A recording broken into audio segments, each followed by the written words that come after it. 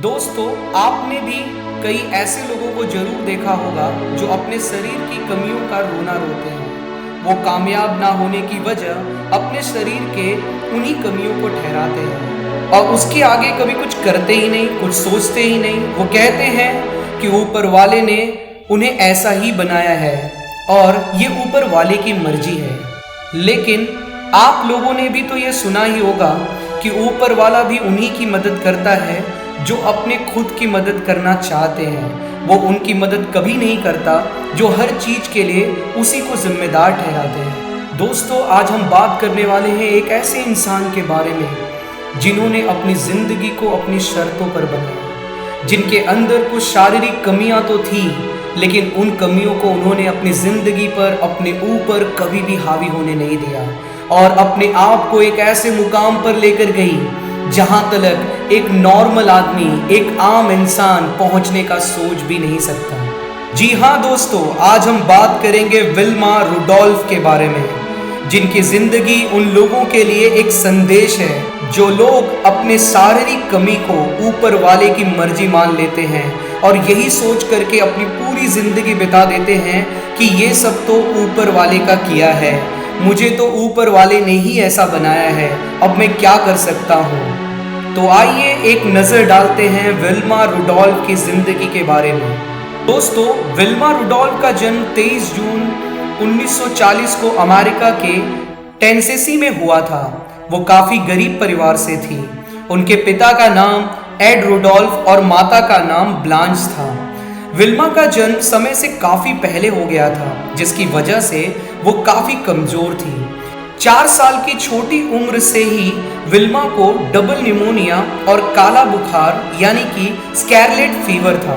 इन्हीं वजहों से विल्मा पोलियो का भी शिकार हुई और उनको चलने फिरने के लिए व्हीलचेयर का सहारा लेना पड़ा।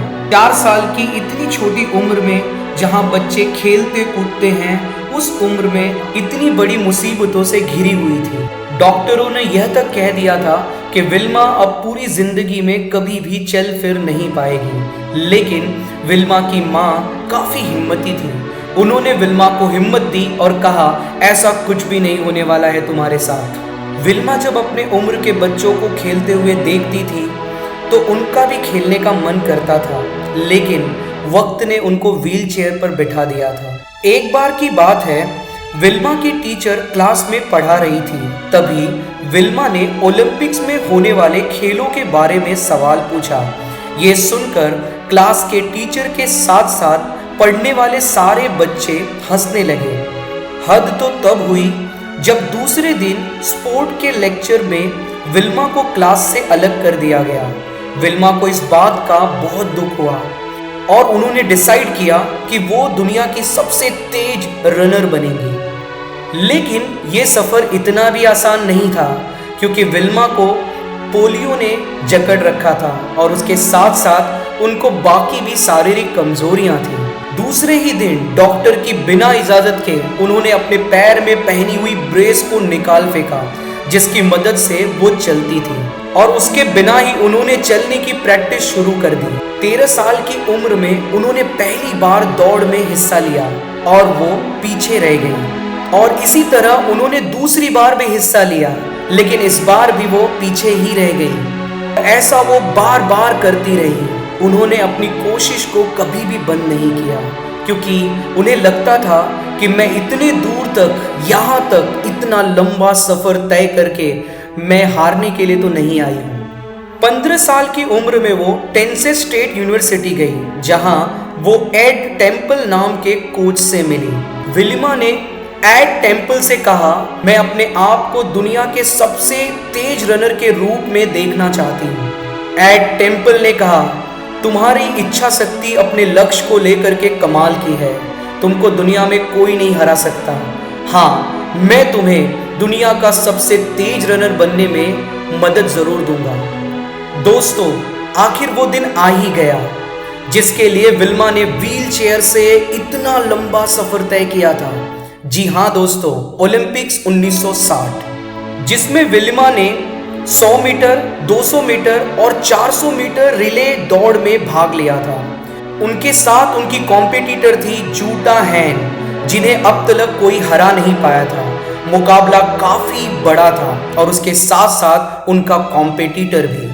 विलिमा ने अपनी आंखें बंद की और अपनी जी हुई जिंदगी को उन्होंने एक बार फिर से याद किया और अपने आप से कहा, मैं इतना लंबा सफर तय करके हारने के लिए तो नहीं आई हूं। और ये कहकर तैयार हो गई।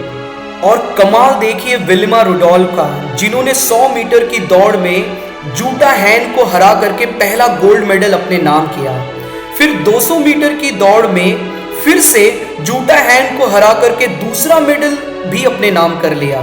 इतना ही नहीं दोस्तों, 400 मीटर की रिले रेस में भी उनका सामना फिर से जूटा हैन से ही हुआ और उसमें भी हरा करके तीसरा गोल्ड मेडल उन्होंने अपने नाम कर लिया। और इस तरह वो अमेरिका की पहली ब्लैक महिला बनी जिन्होंने 3 गोल्ड मेडल एक ही ओलंपिक में जीता हो। इतनी सकारात्मक सोच रखने वाली विल्मा आज हमारे बीच नहीं है। उन्होंने 12 नवंबर 1994 में 54 वर्ष की आयु में दुनिया को अलविदा कहा।